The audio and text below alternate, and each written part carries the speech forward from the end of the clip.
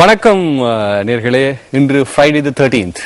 ஆங்கிலேயர்கள் அல்லது மேலைத்தேவர்களுக்கு பயங்கரமான நாள் இன்று. ஆனால் அவர்களை பொறுத்த மட்டில் இன்றைய நாளும் சாதாரணமாக நேற்றைய நாளோடு ஒரு நாள் மங்களகரமான நாள். ஆகவே 13ஆம் தேதி வெள்ளிக்கிழமை 2014ஆம் ஆண்டு உங்களை சந்திப்பதிலே மிக்க மகிழ்ச்சி அடைகின்றோம்.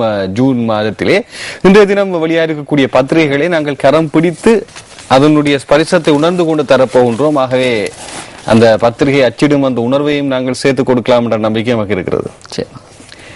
சோ இன்று முதலாவதாக நாங்கள் சேர்த்துக் கொள்ளக்கூடிய செய்தி சுடரொளி பத்திரிகையினுடையது. சுடரொளியினுடைய செய்திகளுக்கு செல்வோம். பிரதான தலைப்பாக இருக்கக்கூடியது த்ரிஷானு விசாரணைக்கு ஒத்துழைக்காவிடின் சர்வதேசம் கடும் நடவடிக்கை எடுக்கும். ஐக்கிய நாடுகள் குழுவை புறம் தள்ள முடியாது என்கிறது எதிரணி. இந்த எதிரணி யாரு? எதிரணி என்பது சாதாரணமாக இலங்கையில் உள்ள எதிர்கட்சி அல்லது அரசுக்கு எதிரான. அப்படி பார்த்தால் இப்ப எதிர்கட்சி என்பது யார் என்று நாங்கள் பார்க்க வேண்டிய ஒரு தேவை இருக்கிறது அல்லவா? பொதுவான எதிர்கட்சி ஐக்கிய தேசிய கட்சி தான். வாக்குகள் அடிப்படையில் பார்த்தால் காலப்போக்கில் அது மாறலாம். அதனால நேற்று இது சொல்லியிருப்பவை யார் என்று இலங்கை சட்டத்தரணிகள் சங்கத்தின் முன்னாள் தலைவர் ராஜபக்ச அவர்கள். அவர் ஐக்கிய தேசிய கட்சியின் எம்பி. அதுதான் மிக முக்கியமான விடயம். குறிப்பாக இணையதளங்கள் இவ்வாறு கருத்து தெரிவித்தன. நேற்றைய தினம் நாங்கள் பார்க்கும்போது முதலாக இணையதளங்கள் தான் செய்திகள் கொண்டு வரும். அது தெரிவித்தது இப்படி கருத்து கூறியதும் ஒரு ராஜபக்ச அப்படித்தான் கூறியிருந்தது அந்த இணையதளங்கள் தன்னுடைய செய்தி. சுடரொடியிலே என்று விசாரணைக்கு ஒத்துழைக்காவிடின் சர்வதேசம் கடும் நடவடிக்கை எடுக்கும். ஐக்கிய நாடுகள் குழுவை புறம் தள்ளிவிட முடியாது என்கிறது எதிரணி என்கின்ற செய்தி இருக்கின்றது. இது இன்றைய சுடரொளி பத்திரிகையினுடைய பிரதான செய்தியாக இருக்கின்றன. அதாவது விஜயதாச ராஜபக்ச அவர்களின் கருத்தின் பிரகாரம் ஐக்கிய நாடுகள் சபையின் மனித உரிமைகளுக்கான நவநீத பிள்ளை அவர்களும் ஜனாதிபதியும் இணைந்து கூட்டறிக்கை ஒன்றை வெளியிட்டார்கள். அதன்படியே தற்போதைய விசாரணை குழு நியமிக்கப்பட்டுள்ளது. ஆகவே இந்த விசாரணையை தவிர்த்து கொள்ளும் உரிமையோ அல்லது வாய்ப்போ இலங்கைக்கு இல்லை. விசாரணையை நேரடியாக முகம் கொடுக்க வேண்டும். அப்படி கொடுக்காமல் தவிர்க்கும் பட்சத்தில் அது சர்வதேசத்தின் அழுத்தத்தை மேலும் இலங்கைக்கு அதிகரிக்கும் என்ற ஒரு கருத்தை இவர் முன்வைத்திருக்கிறார். ஒரு ஞாபகப்படுத்தல், குறிப்பாக முன்னாள் தலைமை நீதிபதி ஷிராணி பண்டாரநாயக் அவர்களுடைய பிரச்சனை நடைபெற்றுக் கொண்டிருக்கும் போது சட்டத்தரணிகள் சங்கத்தின் தலைவராக இருந்தவர் விஜயதாச ராஜபக்ச அவர் குறிப்பாக இலங்கை அரசுக்கு எதிராக மிகப்பெரிய அழுத்தத்தை கொடுத்திருந்தார். அந்த காலகட்டத்திலே தனது கருத்துக்களை முன்வைத்து அதன் பின்னர் இன்னும் ஒரு செய்தியும் நமக்கு கிடைக்கப்பட்டிருந்தது. அதாவது இவர் அரசுடன் செல்வதற்கான ஒரு பேரம் பேசலும் நடைபெற்றிருப்பதாக பத்திரிகைகளில் வெளிவந்தது. இப்போது மீண்டும் இப்படி ஒரு அரசுக்கு எதிரான கருத்து தெரிவித்திருக்கின்றார். அப்படி என்றால் என்ன என்பதை நாங்கள் பொறுத்திருந்து பார்க்கலாம். இது அரசியல் பகடக்காய்கள் உள் இதுவும் ஒன்று. அடுத்து நாங்கள் செல்லலாம். நுவரெலியாவில் அடைமழை, இயல்பு வாழ்க்கை ஸ்தம்பிதம், பல பகுதிகளில் மண் சரிவு, வான் கதவுகளும் திறப்பு என்கின்ற செய்தி இருக்கிறது. குறிப்பாக ஹேட்டன், டிக்கோ மற்றும் பிரதேசத்தில் பல வீடுகள் பாதிப்படைந்திருக்கின்றன.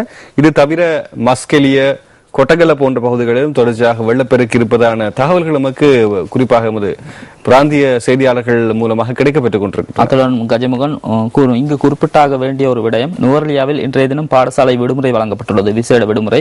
இந்த தகவலை நுவரெலியா மாவட்ட அரசாங்க அதிபர் உறுதிப்படுத்தியிருந்தார் நேற்று இரவு. நுவரெலியாவில் தொடர்ந்து பெய்து வரும் அடைமழை மற்றும் இந்த அனர்த்தங்கள் காரணமாகத்தான் இந்த நடவடிக்கை முன்னெடுக்கப்பட்டுள்ளது என்றும், அதே போன்று காசல்ரி மற்றும் லக்ஷபான நீர்த்தேக்கங்களின் வான் கதவுகள் திறக்கப்பட்டுள்ளன. இதனால் லக்ஷபான நீர்த்தேக்கமானது அதனுள் வான் கதவுகள் திறக்கப்படும் பட்சத்தில் அதன் நீர்மட்டம் பெரும்பாலும் கழனி கங்கை நீர்மட்டத்தில் உயரும். ஆகவே கழனி கங்கையில் இருமரங்கிலும் வாழக்கூடிய மக்களையும் சற்று அவதானமாக இருக்குமாறு கேட்டுக்கொள்ளப்பட்டுள்ளனர். இது புகைப்படத்துடன் இந்த செய்தி சுடரொலியில பிரசுரமாக இருக்கின்றது நீங்கள் சொல்வது சரி. அதே நேரத்தில் நீங்கள் பார்த்திருந்தால் மஸ்கெலிய நீர்த்தேக்கமும் வான்கடல் திறக்கக்கூடிய அபாயத்துக்கு செல்லலாம். ஏனென்றால் அந்த பகுதி அந்த சூழல் பகுதி தான், அந்த அடியில பகுதி என்பதை நாங்கள் கூறலாம். பாதகமான விளைவு பொறுத்திருந்தான் பார்க்க வேண்டும் எவ்வகையாக இந்த மழை நமக்கு இடம் விட்டு தரப்போகிறது என்று. ஆனால் கொழும்பை பொறுத்தமட்டில் ஒவ்வொரு இரவும் நமக்கு சுத்தம் செய்து ஒவ்வொரு பகலையும் தந்து கொண்டிருக்கிறது மழை. காலையிலே மிக சுத்தமாக இருப்பதை பார்க்கக்கூடியதாக இருக்கிறது கொழும்பு வீதிகளை.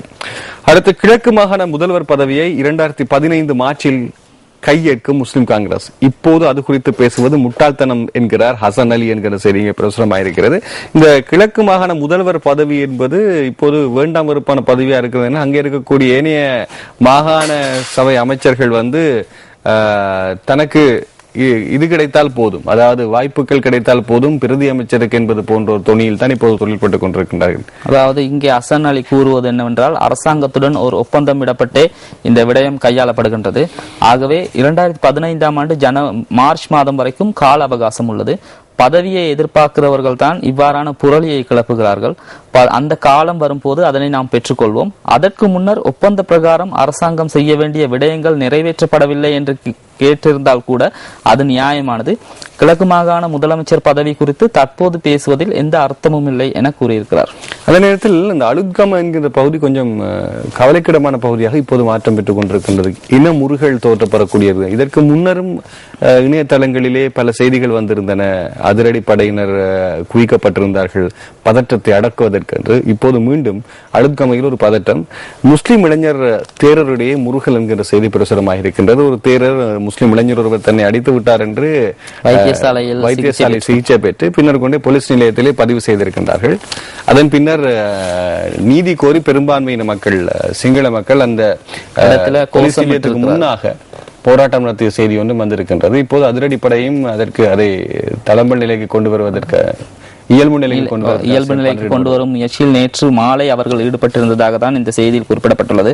என்றாலும் இன்றைய தினம் தான் பார்க்க வேண்டும் இதன் பிரதிபலன் என்னவாக இருக்கும். அடுத்து நாங்கள் பார்க்கலாம், விபத்தில் இளைஞர் பரிதாப சாபு என்கின்ற செய்தி பிரசுரமாயிருக்கு. வெள்ளாவளி போலீஸ் பிரிவுக்குட்பட்ட மண்டூர் 14ஆம் காலனி வீதியில் 2 மோட்டார் சைக்கிளில் நேருக்கு நேர் மோதியதில் இளைஞர் ஒருவர் சம்பவ இடத்திலே பலியாகி இருப்பதாக இந்த செய்தி பிரசுரமாகி இருக்கிறது. நாவிதன்வெளி நிருபர்கள் கிடைக்கப்பட்டிருக்கும் செய்தி. பக்தாத்தை இலக்கு வைக்கும் ஈராக்கிய கிளர்ச்சி படைகள் என்கிற செய்தியாக இருக்கின்றது. நேற்று முன்தினம் குறிப்பாக முன்னாள் ஈராக்கினுடைய ஜனாதிபதி சதாம் ஹுசைனுடைய சொந்த இடத்தை கைப்பற்றி விட்டார்கள்.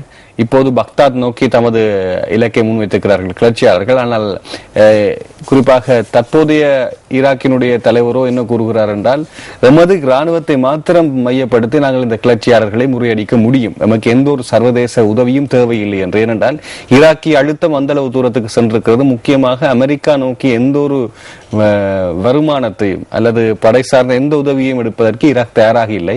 ஆனால் கிளர்ச்சியாளர்களுக்கு எப்படி இந்த என்ன சொல்வார்கள் இராணுவ தளவாடங்கள் மற்றும் இந்த துவக்குகள் போன்ற விடயங்கள் எப்படி கிடைக்கின்றன, இது எந்த நாட்டிலிருந்து கிடைக்கப்படுகின்ற கேள்விதான் இப்போது மிகப்பெரிய கேள்வியாக இருக்கின்றது. அனைத்து நாடுகளிலும் அதுதான் ஒரு பிரச்சனை, மிகப்பெரிய பிரச்சனை. ஆயுதங்கள் எங்கிருந்து கிடைக்கின்றன? ஆகவே அந்த ஊருக்கிடையில் இருக்கக்கூடிய அந்த சண்டையை மூட்டுவிப்பது யார் என்ற கேள்வி இப்போது மீண்டும் உருவாக்கப்பட்டுக் கொண்டிருக்கிறது. அடுத்து, இலங்கை தூதரக அதிகாரி கொலைக்கு ரஷ்யா கவலை என்கின்ற செய்தியாக இருக்கிறது. முன்னர் இது விபத்து என்று சொல்லப்பட்டது, பின்னர் கொலை என்று மாறி இருக்கிறது. கொலை என்று மாறி இருக்கிறது. அதாவது இந்த சம்பந்தப்பட்ட இருவரும் வாகன பார ஊர்தியில் வந்து அவர்கள் தங்கும் விடுதிக்கு முன்பாக இறங்கிய பின்னர் பார ஊர்தியில் வந்த 2 சாரதிகள் மேலதிக பணத்தை கோரியதாகவும், இதன் போது வாக்குவாதம் ஏற்பட்டு பார ஊர்தியின் ஒரு சாரதி துப்பாக்கிச் சூடு நடத்திவிட்டு தப்பிச் சென்றதாகவும் தான் இந்த செய்தி கூறுகிறது. ஆனால் இலங்கை வெளிவிவகார அமைச்சு இது தொடர்பில் எதனையும் இறுதிவரை உறுதிப்படுத்தவில்லை. குறிப்பாக ரஷ்யாவுக்கும் இலங்கைக்கும் இடையிலான நட்புறவு என்ற ஒரு மிக முக்கியமான பாலம் அங்கே இருக்கிறது, அதையும் தவிர்க்க முடியாது அல்லவா? ஆகவே தூதர் அதிகாரிகள் அதையும் சிந்தித்துத்தான் பதில் சொல்ல வேண்டும். உயிர் என்பது அதற்கு அப்பாற்பட்டது. அதே நேரம் நாம் இங்கு கதைக்கக்கூடிய விடயங்கள் சாதாரணமாக முக்கியமானவை. ஆகவே நாம் எந்த ஒரு கருத்தையும் தவறியேனும் கூறிவிடக்கூடாது. ஆகவே தான் அதனை நான் கூறினேன், இலங்கை வெளிவிவகார அமைச்சு எந்த ஒரு சந்தர்ப்பத்திலும் இன்னும் இதனை உறுதிப்படுத்தவில்லை என்பதனை. அடுத்து, இனவாதத்துக்கு இடமில்லை, அமைச்சர் ரிஷாட் பதியுதீன் அவர்கள் தெரிவித்திருக்கின்றார்கள். கட்டமிடப்பட்ட பகுதிக்குள் அந்த செய்தி பிரசுரமாக இருக்கின்றது.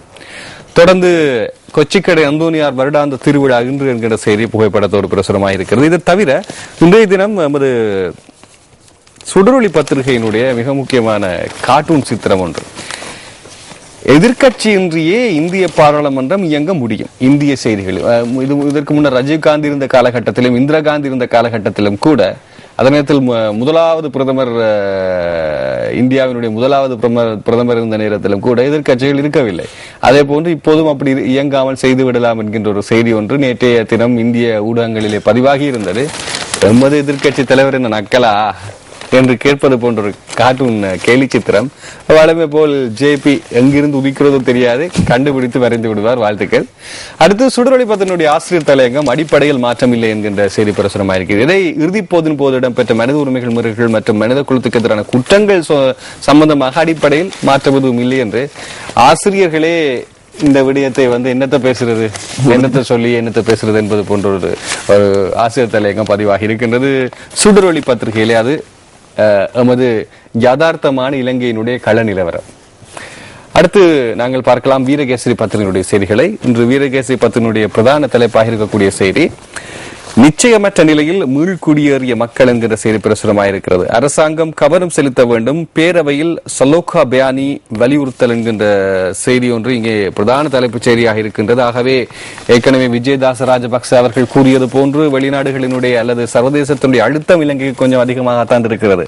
இலங்கையில் நீண்ட காலமாக இடம்பெயர்ந்திருந்த நிலையில் இருக்கின்ற மக்களின் நிலை குறித்தும் வடக்கில் மீள குடியேற்றப்பட்டுள்ள போதிலும் நிச்சயமற்ற நிலையில் வாழ்கின்ற மக்கள் தொடர்பிலும் கவனம் செலுத்த வேண்டும் என இலங்கை அரசாங்கத்தை வலியுறுத்துவதாக ஐக்கிய நாடுகள் சபையின் இடம்பெயர்ந்த மக்களுக்கான விசேட அறிக்கையாளர் டாக்டர் சலோகா பயானி தெரிவித்திருக்கின்றார் என்கிற செய்தி இருக்கின்றது. பெண்களை பாலியல் வன்முறைகளிலிருந்து பாதுகாத்தல் வேண்டும். குறிப்பாக பாலியல் வன்முறை சம்பந்தமான பேரவை ஒன்று நடைபெற்றிருந்த நிலையில் இலங்கை வெளிவிவகார அமைச்சர் அதிலே சங்கமிக்கவில்லை. அதற்கு காரணம் தெரிவித்தது என்னவென்றால், யுத்தம் குறித்து தான் பேசுவார்கள், இயல்பு நிலை அல்ல என்று. ஆனால் இது யுத்தம் முடிவடைந்த பின்னர் 5 வருடங்களின் பின்னர் சலோகா பயானி இப்படி சொல்லியிருக்கின்றார், பெண்களை பாலியல் வன்முறைகளிலிருந்து பாதுகாத்தல் வேண்டும் என்றால் அங்கே பாலியல் வன்முறைகள் இடம்பெறுகிறது என்பதை அவர் மறைமுகமாக குறிப்பிட்டிருக்கிறார் என்பது. அதாவது அவர் ஜெனீவாவில் நடைபெற்று வரும் ஐக்கிய நாடுகள் சபையின் 26வது மனித உரிமை பேரவை கூட்டத்தின் நேற்றைய உரையாடலில் தான் இந்த கருத்தை வெளியிட்டிருக்கிறார். இலங்கையில் 5 வருடங்கள் கடந்து விட்டாலும் யுத்தம் முடிவடைந்து இன்னும் சகலரும் மீள்குடியமர்த்தப்படவில்லை. அவர்கள் உரிய முறையில் மீள்குடியமர்த்தப்பட்டு அவர்களுக்கான வாழ்வாதாரம் உறுதிப்படுத்தப்பட வேண்டும் என்ற கோரிக்கையை முன்வைத்திருக்கிறார். இலங்கை தூதரக எழுதும் இளைஞர் வாகனத்தால் மோதி படுகொலை, துப்பாக்கிச் சூட்டில் 2வது செயலாளர் காயம், ரஷ்யாவில் சம்பவம் என்கிற செய்தி இங்கே பிரசுரமாயிருக்கின்றது. இது நாங்கள் ஏற்கனவே பார்த்த செய்தி. அடுத்து 85 கிலோ ஹெரோயின் போதைப் பொருளை காரில் கடத்திய அண்ணனும் தம்பியும் கைது, காரும் முச்சக்கர வண்டியும் கைப்பற்றப்பட்டிருக்கின்றன என்ற செய்தி இங்கே பிரசுரமாயிருக்கிறது. இது விசேட அதிரடிப்படைக்கு அதாவது அவர்களது ஒருவர் வழங்கிய தகவலின் அடிப்படையில் நேற்றைய தினம் பியகம பகுதியில் சுற்றுவளைப்பை நடத்தியிருந்ததாகவும் அதன் பின்னர் ஹைபிரிட் வாகனம் கார் ஒன்றில் ஒருவர் வந்ததாகவும் அந்த காரை பின்தொடர்ந்து முச்சக்கர வண்டி ஒன்று வந்ததாகவும் இந்த செய்தியில் கூறப்பட்டுள்ளது. அதே இலங்கையில் கைப்பற்றப்பட்ட இரண்டாவது அதிகப்படியான ஹெரோயின் போதைப் பொருள் இதுதான். இதன் பெருமதியை அவர்கள் கூற மறுத்துவிட்டார்கள். உடனடியாக இதை என்று சொல்லப்பட்டிருந்தது. நேற்றைய தினம் கூறியிருந்தார்கள், இதன் பெருமதியை உடனடியாக கணிப்பது மிகவும் கடினம் என. அதாவது 85 கிலோகிராம். இப்போது செய்திகளிலே குறிப்பாக 61 கோடி என்கின்ற ஒரு மறைபொருள் விடயம் வந்திருக்கிறது. நிச்சயம் தெரியாது. கவலைக்கிடமான செய்தி இங்கே என்ன தெரியுமா, இதனால் இவர்களினுடைய இந்த செயலினால் எத்தனை விடயங்கள் தேடப்பட போகின்றன. இயல்பு வாழ்க்கை தமிழ் பேசும் மக்களுக்கு இனி குறிப்பாக தலைநகரிலும் மாற்றம் பெற போகிறது என்பதற்கு இது உதாரணம். பாருங்கள், கொட்டாஞ்சனையைச் சேர்ந்த செல்வத்துறை சுந்தரராஜ் மற்றும் மருதானையைச் சேர்ந்த செல்வத்துறை ரவிக்குமார் ஆகிய அண்ணனும் தம்பியும் தான் இந்த போதைப் பொருளை கடத்திய போது ஹைபிரிட் காரிலே பிடிபட்டிருக்கின்றார்கள். இதனால் நாளை எத்தனை வீடுகள் சோதனைக்கு உட்படுத்தப்பட போகிறது கவலையும் நாங்கள் தெரிவிக்கலாம். இது ஒரு பக்கம் இருக்க, ஹட்டன் நூரெலியாவில் அடைமழை, பெருவெள்ளம், மக்கள் அவதி, ஆலயங்கள் பாடசாலைகளில் தஞ்சம், பல இந்த பாலங்கள், சிறிய ரக பாலங்கள் அடித்து செல்லப்பட்ட செய்திகளையும் நாங்கள் பதிவு செய்திருந்தோம். அது தவிர மலையகத்தில் பெய்த கடும் மழையினால் மேல் கொத்மலை நீர்த்தேக்கத்தின் வான்கதவுகள் நேற்று திறந்து விடப்பட்டிருக்கின்றன. மேல் கொத்மலை இருப்பது தலவாக்கலையிலே, அது திறந்து விடப்பட்ட அந்த நீர் போய் சேருவது கொத்மலைக்கு. கொத்மலை நிரம்பினால் அந்த நீர் போக வேண்டியது மகாவலி கங்கைக்கு. எனவே மகாவலி கங்கை சார்ந்த பகுதியுடான சென்ட் கிளயர் மற்றும் டெவோன் ஆகிய நீர்வீழ்ச்சிகள் முற்றாக நிரம்பி வழிந்து அதன் நீர்மட்டம் நேரடியாக வட்டவளையூடாக லக்சபான நீர்த்தேக்கத்தை வந்தடையும். மற்ற பக்கத்தால் வட்டவளை மூலமாக லக்சபான நீர்த்தேக்கத்தை லக்சபான நிரம்பிவிடும், கங்கைக்கு போய் சேரும். ஆகவே பல நதிகள் பெருக்கெடுக்கக்கூடிய அபாயம். இதை தவிர கழுகங்கை இப்ப ரத்னபுரியில் பெரிதாக மழை பதிவாகவில்லை. அப்படி பதிவாகி இருந்தால் குறிப்பாக அந்த பகுதியைச் சேர்ந்தவை கழுகங்கையோடு போய் ஆனால் நேற்றைய தினம் ஒரு எச்சரிக்கை விடுக்கப்பட்டது. நேற்று இரவு ரத்தினபுரியில் கழுகங்கை பெருக்கெடுக்கும் அபாயம் இருப்பதால் தாழ்நில பிரதேசங்களில் உள்ள மக்களை அவதானமாக இருக்கும். ஏனென்றால் அங்கிருந்து பெலிகுலோயாவோடு வரக்கூடிய நீர் குறிப்பாக ஒய்ய பக்கத்திலிருந்து வரும். அதிலிருந்து தான் ரத்னபுரியை போய் சேர இருக்கின்றதாக அங்கேயும் மழை பெய்கிறது. எனவே நீங்கள் சொல்வது சரிதான். எனவே கழுகங்கை பெருக்கெடுத்தால் தாழ்ந்த நிலப்பரப்பில் இருக்கக்கூடிய களுத்துறை மாவட்டம் எப்போதுமே பாதிப்படையும். எனவே மக்கள் நன்றாக இது பற்றிய விழிப்புணர்வோடு இருப்பது சிறப்பு. இரவு ஒரே அடியா தூங்காமல் கொஞ்சம் விழித்திருப்பது கொஞ்சம் சிறப்பாக இருக்கும் நான் நினைக்கிறேன். ஐக்கிய நாடுகள் விசாரணைக்கு எதிரான பிரேரணை கட்சி தலைவர்கள் என்று ஆராய்வு என்கின்ற செய்தியும், போலீசாரின் துப்பாக்கிச் சூட்டில் இளைஞர் பலி நிறுத்திய பின் சுட்டதாக குற்றச்சாட்டு. அத்தனகல்ல போலீஸ் பிரிவுக்குட்பட்ட நிட்டம்புவ பசியாள சந்தியான் மீத்த பகுதியில் போக்குவரத்து கடமையில் ஈடுபட்டிருந்த போலீஸ் உத்தியோகத்தர் ஒருவரால் மேற்கொள்ளப்பட்ட துப்பாக்கி பிரயோகத்தில் மோட்டார் சைக்கிளில் சென்ற இளைஞன் பரிதாபமாக பலி இழந்ததான சம்பவம் ஒன்று இங்கே பிரசுரமாக இருக்கிறது. கஜமுகன் ஒரு விடயத்தை சுட்டிக்காட்ட வேண்டும். அதாவது போலீசார் சமீட்சை செய்த பின்னர் மோட்டார் சைக்கிளை நிறுத்தாமல் இவர்கள் சென்றதாகவும் அதன் பின்னர் துப்பாக்கிச்சூடு நடத்தியதாகவும் கூறப்பட்டது. அங்கே எமது ஊடகவியலாளர் ஒருவர் கேள்வி எழுப்பியிருந்தார். போலீஸ் ஊடக பேச்சாளரின் கருத்தின் பிரகாரம் துப்பாக்கி சன்னம், அதாவது சூட்டு மார்பில் பாய்ந்துள்ளது. பின்னால் இருந்து சுட்டால் எப்படி முன்பக்கமாக பாய்ந்திருக்கும்? பின்னால் இருந்து அந்த மோட்டார் சைக்கிளில் சென்ற இருவரில் பின்னால் இருந்தவர் காயமடைந்துள்ளாரே தவிர அவருக்கு எந்த பாதிப்பும் இல்லை. முன்னால் இருந்தவர் தான் துப்பாக்கி சுற்றில் உயிரிழந்துள்ளார். ஆகவே இது எவ்வாறு நடந்தது என அதன் பிறகு அந்த செய்தியில் நாம் சேகரித்த விடயங்களின் பிரகாரம் அந்த சம்பவத்தை நேரில் கண்டதாக கூறப்படும் ஒரு பெண்மணி கூறியிருந்தார். மோட்டார் சைக்கிள் சமீட்சை செய்த இடத்திலே நிறுத்தப்பட்டது என்றாலும் அதன் பிறகு துப்பாக்கிச்சூடு நடத்தப்பட்டு அதன் பிறகு அந்த மோட்டார் சைக்கிள் சற்று தொலைவுக்கு மாற்றப்பட்டதாகவும் அந்த அடையாளம் மாற்றப்பட்டு இருந்ததாகவும் அவர் கூறியிருந்தார். இந்த சம்பவத்தில் காயமடைந்த இளைஞர் கருத்து வெளியிடும் போது போலீசாரிடம் மதுபாவனை செய்ததற்கான வாசனை வீசியதாகவும் அவர்கள் தேவையற்ற முறையில் தம்மை அச்சுறுத்தியதாகவும் கூறியிருந்தனர். ஆகவே இந்த செய்தி தொடர்பாக இனிவரும் காலங்களில் ஒரு சில விடயங்கள் வெளிவரும் என எதிர்பார்க்கலாம். சர்வதேச விசாரணை காணல் நீராகிவிடும் அரசாங்கம் கூறுகிறது என்ற செய்தியும் குறிப்பாக வீரகேசன் என்னோட செய்தியாக பதிவாயிருக்கின்றன. அதைத் தொடர்ந்து நாங்கள் தினக்குரல் பத்திரிகையினுடைய செய்திகளுக்கு செல்லலாம். தினக்குரலுடைய இன்றைய பிரதான தலைப்புப்படி இருக்கிறது. ஐக்கிய நாடுகள் விசாரணை குழுவை அனுமதிக்கும் விவகாரம் நிலைப்பாட்டை வெளிப்படுத்த அரசியல் கட்சிகள் தயக்கம் என்கின்ற செய்தி பிரசுரமாக இருக்கின்றது. அதே நேரம் மிக ஒளியூட்டும் புனித அந்தோனியார் ஆலயத்தின் இன்றைய கொண்டாட்டங்களை முன்னிட்டு திருவிழாவை முன்னிட்டு இருக்கக்கூடிய காட்சியும் இங்கே பிரசுரமாக இருக்கின்றன. இன்றைய தினம் தினக்குரல் பத்திரிகையிலே 68 கோடி ரூபாய் ஹெரோயின் பிடிபட்டது என்கிற செய்தி இருக்கிறது. நான் 61 சொல்லிவிட்டேன், 68 மறைமாறம் அடைகிறது. தினக்குரல் சொல்லுகின்ற விடயம் இது. 68 கோடி ரூபாய் ஹெரோயின் பிடிபட்டது. விண்வெளிக்கும் பரவியது உதைபந்தாட்ட காய்ச்சல் என்கின்ற செய்தி பிரசுரமாயிருக்கிற நேற்றைய தினம் மிகவும் கோலாகலமாக ஆரம்பமாகி 20வது உலக கால்பந்தாட்ட போட்டி பிரேசில். குறிப்பாக உண்மையாக சொல்வது என்றால் தற்போது லோர்ட்ஸ் தான் கிரிக்கெட்டுக்கு தாயகம் என்பது போல் இந்த உதைபந்தாட்டத்துக்கு கிரேக்கர்கள் அல்லது ரோமர்களுடைய நாகரிகம் தான் ஆரம்பித்த என்ற ஒரு வரலாறு இருக்கிறது. அது ஒரு பக்கம். ஆனால் தற்போது தாயகம் என்றால் அது மறைமுகமாக ரியோ டி ஜெனீரோ என்று சொல்லப்படுகின்ற பிரேசிலினுடைய கரை நகரம் என்றுதான் கூற வேண்டும். உலகின் தலை சிறந்த கால்பந்தாட்ட வீரர்கள் அங்கேதான் உதித்திருந்தார்கள். ஆனால் பிரேசிலியாவிலே தான் சிறப்பாக இந்த போட்டிகள் நடைபெற்றுக் கொண்டிருக்கின்றன. தலைநகரத்திலே நேற்றைய தினம் கோலாகலமாக ஆரம்பமாகிய இந்த உலகக்கிண்ண போட்டிகளிலே முதலிலே போட்டி ஈடுபட்டது நடப்பு, அதாவது இந்த போட்டி நடத்துகின்ற நாடான குரோஷியா அணியை பற்றி சொல்ல வேண்டும். 19வது 18வது உலகக்கிண்ண போட்டிகளிலும் பங்கெடுத்த அணி, குறிப்பாக 18வது உலகக்கிண்ண போட்டியின் போது அரையிறுதி வரை முன்னேறிய அணி குரோஷியா. மிகவும் பலமா இந்த அணி நேற்றைய தினம் என்ன ஆகியது? நேற்றைய தினம் போட்டியில் 3-1 எனும் கோல் கணக்கில் பிரேசில் வெற்றியீட்டியது. இந்த போட்டிக்கு முன்னதாகவே கூறப்பட்டதாக, அதாவது பிரேசில் போன்ற ஒரு நாடு தொடரை நடத்தும் போது முதல் போட்டியில் லீக் சுற்றின் முதல் போட்டியில் வெற்றி பெறுவது வழமையானது என ஏற்கனவே ஆர்வம் கூறப்பட்டிருந்தது. அதற்கமே பிரேசிலும் வெற்றி பெற்றிருந்தது. ஆனால் கவலைக்கிடமான செய்தி, முதலாவது கோல் ஓன் கோல் தாமாகவே பிரேசில் அணி, அதாவது குரோஷிய வீரர்கள் போடவில்லை, பிரேசில் வீரர்கள் விட்டுக் கொடுத்திருக்கிறார்கள் என்றுதான் கூற வேண்டும். அத்துடன் கஜமுகன், இந்த தொடரை நடத்தும் பிரேசிலுக்கு பாரிய ஒரு எதிர்பார்ப்பு உள்ளது. 1950ஆம் ஆண்டு முதலாவது தொடராக தொடரை நடத்தியது. ஆனால் இறுதிப் போட்டியில் உருகுவேயிடம் தோல்வியடைந்தது. பிரேசில் 5 தடவைகள் உலக சாம்பியன் பட்டத்தை வெற்றி கொண்டிருந்தாலும் இன்னும் சொந்த மண்ணில் வெற்றி பெறவில்லை. 64 வருடங்கள் கழித்து தற்போது தொடரை நடத்துகின்றது. இம்முறை தொடரில் சாம்பியனாக வேண்டும் என்பதுதான் அவர்களின் பிரதான எதிர்பார்ப்பு. அதிக கோல்களை உலகில் இதுவரை போட்டதற்கான பெருமையை கொண்ட பீலே குறிப்பாக பிரேசிலினுடைய நட்சத்திர உதைபந்தாட்ட வீரர் என வர்ணிக்கப்படக்கூடியவர் அவர் விதித்திருந்த ஒரு செய்தி, இறுதிப் போட்டி உருகுவேயோடு பிரேசிலுக்கு சென்றால் சிறப்பாக இருக்கும், பழியை தீர்த்து கொள்ளலாம் என்று. இன்னும் அந்த வரி இருக்கிறது, பொறுத்திருந்து பார்ப்போம். ஆனால் நான் நினைக்கின்றேன் கடுமையான போட்டி. அர்ஜென்டினா அணி மிகவும் பலம் வாய்ந்த அணி. முதலாவது நிலையில் இருக்கக்கூடிய ஸ்பெயின் அணி, நடப்பு சாம்பியன் நெதர்லாந்து அணி, அதே மறுபக்கம் இங்கிலாந்தும் சவாலாக இருக்கிறது. எல்லாத்தையும் விட இத்தாலியை நாங்கள் மறக்கக்கூடாது. 2006ஆம் ஆண்டு சாம்பியன். எனவே நடப்பு சாம்பியன்களையும் நாங்கள் மறக்கக்கூடாது, ஸ்பெயினையும் நாங்கள் மறக்கக்கூடாது. அதே நேரத்தில் அதற்கு முன்னர் மிகச்சிறந்த உதைப்பந்தாட்ட 4 முறை வெற்றி பெற்றிருக்கிறது இத்தாலி அணி. இத்தாலி 3 முறை, 1934, 38, அதன் பிறகு 2006ஆம் ஆண்டு 3 முறை.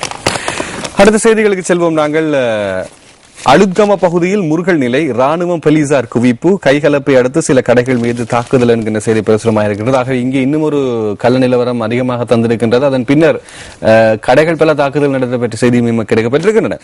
சீரற்ற காலநிலையால் நுவரெலியாவில் ஒருவர் உயிரிழப்பு, 102 குடும்பங்கள் பாதிப்பு என்கின்ற செய்தி பிரசுரமாக இருக்கின்றது. இங்கே புகைப்படத்துடனான செய்தியிலே நீங்கள் குறிப்பாக தொழிற்சாலை தேயிலை தொழிற்சாலைகளுக்கு முன்னால் வெள்ளம் பாய்ந்து கொண்டிருப்பதை பார்க்கக்கூடியதாக இருக்கிறது.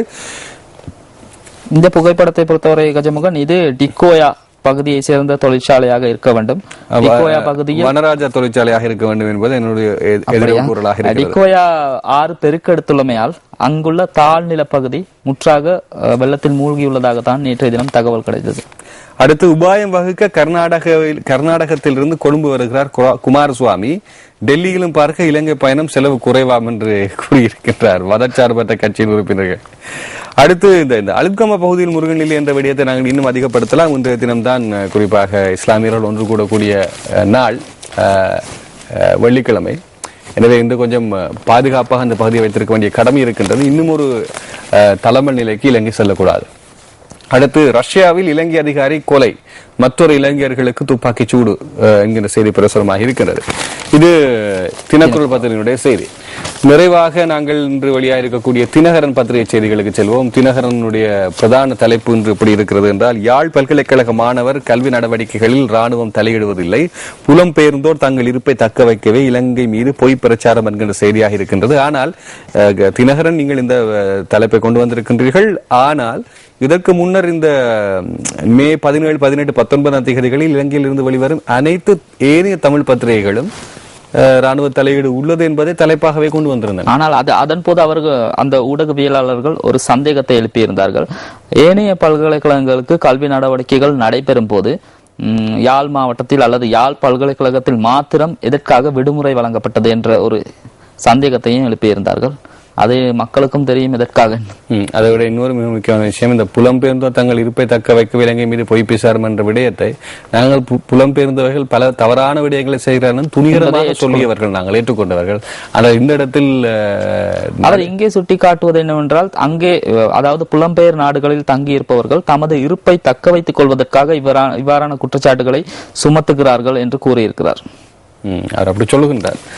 அடுத்து மிகிந்தலை லேக் ஹவுஸ் மின்வெளி பூஜை ஜனாதிபதியினால் நேற்று ஆரம்பித்து வைக்கப்பட்டிருக்கிற செய்தி பிரசுரமாயிருக்கிறது. ஜனாதிபதிக்கு எதிரான எந்த ஒரு சர்வதேச முயற்சியும் வெற்றி பெறாது, மிகிந்தலை ரஜமஹா விகாராதிபதி தெரிவிப்பு என்கின்ற செய்தி. ரக்வானையில் பாலம் உடைந்து போக்குவரத்து தடை. ரக்வாக தெனியாய் வீதியில் பாலம் ஒன்று உடைந்ததால் வீதி போக்குவரத்து தடைப்பட்டிருக்கின்றது என்கிற செய்தியாயிருக்கிறது. அந்த வீதி, அதன் காரணமாக மாற்று வீதி குறிப்பிடப்பட்டுள்ளது. நான் நினைக்கிறேன் எம்பிலிபிட்டியாவிலிருந்து உடத்தளவண்ண ஊடான வீதியை பயன்படுத்துமாறு கூறப்படுகின்றது. அடுத்து 13,556 பேர் டெங்கு நோயினால் கடும் பாதிப்பு. இன்னும் பாதிப்படைவதற்கான வாய்ப்புகள் மழையும் இந்த வெயிலும் காலநிலையாக பாதுகாப்பாக இருக்க வேண்டும். 46 தமிழக மீனவர்கள் இந்திய கரையோர காவல் பள்ளியிடம் ஒப்படைப்பு. மேல் கொத்மலை நீர்த்தேக்கத்தின் வான் கதவுகள் திறப்பு என்கிற செய்தியும், ஐக்கிய நாடுகளுக்குள் இலங்கை வருவதை தடுப்பதிலேயே நாம் கூடுதல் அக்கறை என்கிற செய்தியை, இலங்கையின் அனுமதி இல்லாமல் எந்த ஒரு விசாரணையும் ஐக்கிய நாடுகள் குழு செய்ய முடியாது, மனித உரிமைகள் சட்டத்தரணி மகாநாம தெரிவிப்பு என்கின்ற செய்தியும் பிரசுரமாகி இருக்கின்றது. முஸ்லிம்களின் பொருளாதாரத்தை நசுக்குவதற்கு தீய சக்திகள் சூழ்ச்சி, நடவடிக்கை எடுக்குமாறு போலீசாரிடம் கோரிக்கை ரிஷாத் பதியுதீன் அமைச்சர் அவர்கள் தெரிவித்த கருத்தாக இருக்கின்றது. மலையகத்தில் கடும் மழை, அதிகப்படியான புகைப்படத்தோடு தினகரனுடைய செய்தி. பல இடங்களில் வெள்ளக்காடு, 54 வீடுகள் நீர்கள் மூழ்கி இருக்கின்றன. கவலைக்கிடமான செய்தி. அவர்கள் முழுமையான செல்வந்தர்கள் அல்ல, அடிப்படை தொழிலாளிகள் தான் அவர்கள். அவர்களது வீடும் முற்றாக மூழ்கிட்டால் அவர்களது வாழ்க்கை நிலை என்ன? அதற்கு பதில் சொல்ல வேண்டிய கடமை நாமும் கூட. 85 கிலோ ஹெரோயினுடன் கலனியில் இருவர் மடக்கி பிடிப்பு என்கிற செய்தி பிரசுரமாயிருக்கின்றன. இவை தினகரன் பத்திரிகையினுடைய இன்றைய செய்திகள். இன்றைய செய்திகளை நாங்கள் நிறைவுக்கு கொண்டு வரலாம். குறிப்பாக மெட்ரோ நியூஸினுடைய தலைப்புகளை மாத்திரம் நாங்கள் பார்த்துவிட்டு, அடிப்படையில் இன்று 85 கிலோ ஹெரோயின் அதிரப்படையினம் சிக்கியது என்பதுதான் பிரதான தலைப்பாக இருக்கிறது மெட்ரோ நியூஸிலே. அடுத்து காதல் ஜோடி அச்சுறுத்தி கப்பம் கோரிய கான்ஸ்டபிள் என்கிற செய்தியாக இருக்கிறது. எப்படி இருக்கிறது? இப்படியான செய்திகள் நாங்கள் இந்த பதவியில் பார்க்கலாம். சமிக்ஞை மீண்டு சென்றவர் மீது போலீசார் சுட்டதில் மரணம் என்கின்ற செய்தியும், டிக்கோய் ஆறு பெருக்கெடுப்பு 50 வீடுகள் மூழ்கின என்கின்ற செய்தியும் இருக்கிறது. டிக்கோய் ஆறின் பெருக்கெடுப்பினால் தான் இந்த 50 வீடுகள் மூழ்கி இருக்கின்றன. இந்த செய்திகளோடு இன்றைய தினம் நாங்கள் எமது பிரஸ் ரிலீஸினை நாங்கள் நிறைவேற்ற கொண்டு வருகின்றோம். மீண்டும் திங்கட்கிழமை பிரஸ் ரிலீஸ் வரும். தொடர்ந்து குட் மார்னிங் ஸ்ரீலங்காவுடன் இணைந்திருக்கலாம் என்று கூறி விடைபெறச் செல்லும் நான் த்ரிஷானாவுடன் கஜமுகன். நன்றி.